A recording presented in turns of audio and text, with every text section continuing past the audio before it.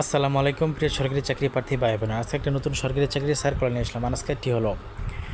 আজকেরটি হলো জাতীয় পেনশন কর্তৃপক্ষ সরকারি চাকরি, কিন্তু একদম এটা আবেদন শুরু করবে শেষ করে বিস্তারিত আলোচনা করব, তাই অবশ্যই ভিডিওটি না টেনে দেখবেন।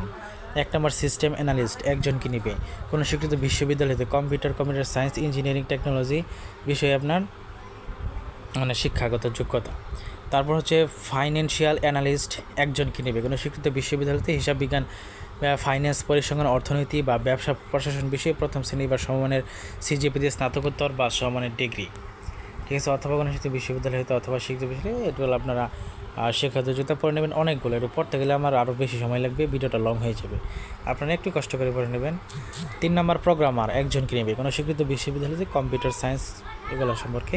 তারপরে 4 নম্বর ব্যবস্থাপক, একজনকে নেবে।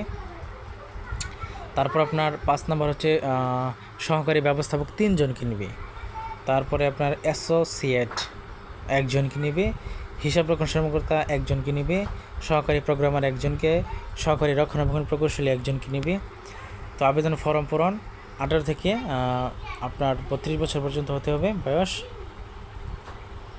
ঠিক আছে। তারপরে আপনার যোগ্যতা যাচাই, সত্যায়িত ফটোকপি লাগবে একটি করে, এবং মূল আপনাকে সনদপত্র দেখাতে হবে। ওকে, আর কী কী কাগজপত্র লাগবে? সকল শিক্ষাগত যোগ্যতার সনদ, নাগরিকত্ব সনদ, চারিত্রিক সনদ, জাতীয় পরিচয়পত্র, মা বাবার জাতীয় পরিচয়পত্র, অনলাইন অ্যাপ্লিকেন্স কপি। ওকে, এগুলো কিন্তু আপনার লাগবে। তার 2 কপি রঙিন ছবি, হ্যাঁ, এগুলা। তো আবেদন শুরু হচ্ছে আপনার 20/6/2026। শেষ তারিখ হচ্ছে 20/6/2026, অর্থাৎ 20 জুন শেষ। ওকে, আবেদন শুরু হয়েছে 24 মে, এটা শুরু হয়ে গেছে অলরেডি। তো এরকম। তো আবেদন কোনটায় কোন পদে কত টাকা? 1 থেকে 9 জন্য 223 টাকা লাগবে আপনার। ওকে, 223 টাকা কিন্তু আপনার টেলিটক সিমের মাধ্যমে কিন্তু ফি প্রদান করতে হবে, এটাই বলেছে এখানে। তো এটাই বন্ধুরা, তো আমি কিন্তু আমার চ্যানেলে সরকারি চাকরির সার্কুলার প্রকাশ করি, তো অবশ্যই সাবস্ক্রাইব করে রাখতে পারেন। ধন্যবাদ।